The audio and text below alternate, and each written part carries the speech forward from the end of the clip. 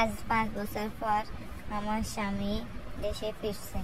বাসার সবাই অনেক খুশি ছিল, কিন্তু আমি একদমই খুশি ছিলাম না। কেন খুশি ছিলাম না সেটা একটু পরে বলতেছি। হঠাৎ করে আমার স্বামী আমার দিকে তাকিয়ে বলে, কি ব্যাপার, তোমার কি মন খারাপ নাকি অন্য কিছু হয়েছে? আমাকে বলো। আমি তখন বললাম, আমার কোনো সমস্যা না, তুমি রেস্ট নাও, আমি একটু পরে আসতেছি।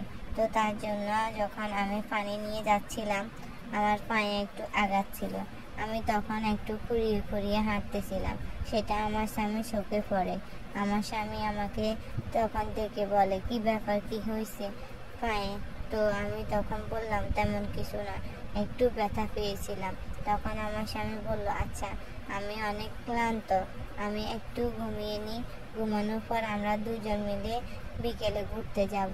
এই বলে আমার হাজবেন্ড ঘুমিয়ে যায়। সে ঠিক 3-4 ঘন্টা পর উঠে আমাকে বলে, তুমি সুন্দর একটা নীল শাড়ি পরো, আমার সাথে ঘুরতে বের হবা, আর সাথে সুন্দর সুন্দর গহনা পরবা। আমি তখন একটু হেসেই উত্তর দিলাম, আমি এসব কোথায় পাবো? আমার তো দুইটা হাতে গোনা 2-3টা শাড়ি আর 2-3টা জামা আছে, আর জামাগুলো আমি সব সময় বাসায় পরি। আমার স্বামী তখন চেঁচিয়ে বলে, মজা করো না আমার সাথে, যেটা বলছি সেটা করো। আমিও তাকে জবাব দিলাম, কেন মজা করতে যাব? তোমার সাথে যা সত্যি তাই তো বলেছি, আমার এর থেকে বেশি আর কিছু নেই। তখন আমার স্বামী বলে উঠে, আমি তো তোমাকে 5-6 মাস পর পর তোমার পছন্দের শাড়ি কেনার জন্য মায়ের কাছে টাকা পাঠাই। প্রতি মাসে তোমাকে 2000 টাকা করে দিয়ে এক্সট্রা পাবে। তাছাড়া এই তো গত 2 মাস আগে তোমার জন্য 1 লক্ষ টাকা পাঠিয়েছিলাম তোমার স্বর্ণের গহনা বানানোর জন্য। এসব কোথায় গেল? আমি একটু বিরক্ত হয়ে বললাম, আমি এসব কিছুই নাই, আমি যেতে পারবো না। তখন আমার স্বামী বলে, ফোন দিলে ঠিকই বলতা যে তোমার সব কিছু আছে, তো এসব এখন কোথায় গেল? একটা সময় স্বামীর সাথে গরম গলায় কথা বলি, ও শেষমেশ আমি কান্নাটা ধরে রাখতে পারিনি। তখন আমি স্বামীকে বললাম, তোমার মা এসব কোনো কিছুই দেয়নি, পাশের রুমে তোমার মা আছে, চাইলে তুমি তোমার মাকে এনে সামনে জিজ্ঞাসা করতে পারো। এই কথা শোনার পর আমার স্বামী ওর মাকে একটা ডাক দিল। মুহূর্তে আমার শাশুড়ি আমাদের রুমে এসে হাজির হলো। এসে আমার শাশুড়ি জোর গলায় বলতে শুরু করলো, কি হয়েছে বাবা, তুই না ঘুমাইছিলি? বউ কি তোর সাথে কোনো ঝামেলা করতেছে? আমাকে বল। আমার স্বামী উল্টে আবার তার মাকে জিজ্ঞাসা করলো যে আমার বউয়ের শাড়ি কই, স্বর্ণের জিনিস কই, এতদিন দিলাম, এগুলা কোথায় গিয়েছে? ওর কোনো জামা কাপড় নাই কেন? আজকে আমি এতদিন পর বাসায় এসেছি, তারপর ওর গায়ে নোংরা একটা কাপড়। মুহূর্তে আমার শাশুড়ি চুপ হয়ে গেল, তার মুখ থেকে একটা কথাও বের হচ্ছে না। তখন আমার স্বামী বলে, কি হলো মা, উত্তর দাও। তখন আমি এক প্রকার উত্তর বলে দিলাম। তোমার মা কি উত্তর দেবে? আমি সব বলতেছি, তুমি একটু শোনো। তুমি বিদেশে যাওয়ার পর তোমার মা আর তোমার বোন আমাকে অনেক কষ্ট দিয়েছে, যা বলার মতো না। কাজে যদি ভুল হতো, কখনো তোমার মা কখনো তোমার বোন সাথে সাথে আমার গায়ে হাত তুলতো। ওই যে তোমার বোনকে দেখতে পাচ্ছ, আমার থেকে ছোট, কিন্তু ওর সাহস হয় কেমনে এভাবে আমার গায়ে হাত তোলার? আর বাকি রইল গহনার কথা। গত মাসে আমাকে যে টাকা পাঠিয়েছিলা, ওই টাকা দিয়ে তোমার বোন একটা আইফোন কিনেছিল। পারলে জিজ্ঞাসা করে দেখো, সে তো তোমার সামনে আছে।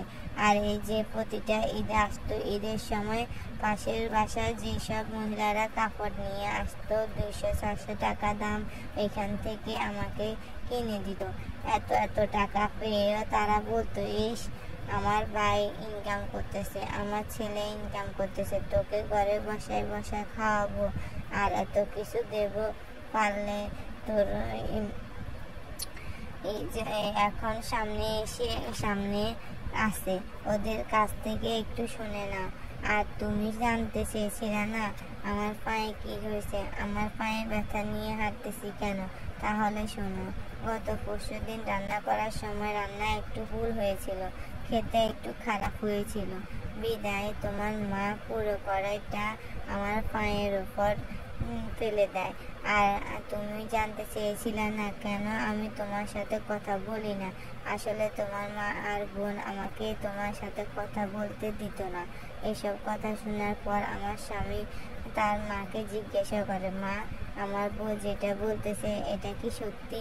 তখন তার মা প্রশ্নের উত্তর দিতে পারে না, তার কাছে উত্তর ছিল না। কেন তোমরা অনুপস্থিতিতে আমার বউয়ের সাথে এরকম খারাপ ব্যবহার করছো, তাকে কাজের মেয়ের মতো রেখেছো? তখন আমার শাশুড়ি বলে, বাবা, আমাদের ভুল হয়েছে, আমাদের ক্ষমা করে দে। আমার ননদ বলে, ভাইয়া, ক্ষমা করে দাও। এমন অবস্থায় আমার স্বামী অনেক রেগে যায়। আমার স্বামীকে বললাম, তুমি শান্ত হও, যা হয়েছে হয়েছে। আমার শাশুড়ি আর ননদ রাগ দেখিয়ে রুম থেকে বের হয়ে যায়। তখন আমার স্বামী আমাকে বলে, আমার ভুল হয়েছে, তোমাকে এভাবে রাখার আমি তোমার কাছে অনেক ক্ষমা চাচ্ছি। আমি তখন আমার স্বামীকে বললাম, তোমার তো কোনো দোষ নাই, তুমি কেন ক্ষমা চাচ্ছ? আমি স্ত্রী হিসেবে তোমার কাছে একটা জিনিসই চাইব, আমার কথা রাখবা? আমার স্বামী বলল, কি বলো? আমি বললাম, তুমি কখনো আর বিদেশে যাবা না, যেটা হয় দেশে থাকবা। আমার স্বামী আমাকে বলল, কথা দিচ্ছি আমি আর কখনো বিদেশে যাব না। আমার স্বামী বলে উঠলো, অনেক হয়েছে, এখন চলো মার্কেটে যাব। তোমার কি কি নাই আমাকে বলো, আমি সব কিছু কিনে দেব। আজকে অনেক ঘোরাফেরা করব আমরা দুজন। আসলে যাদের স্বামী বিদেশ থাকে, যারা প্রবাসীর বউ, তাদের তো কষ্টের কোনো শেষ থাকে না। তাদের যদি শ্বশুর বাড়ি এরকম হয় তাহলে তো কোনো কথাই নেই। যাই হোক, এটা একটা আপুর লাইফ থেকে নেয়া গল্প।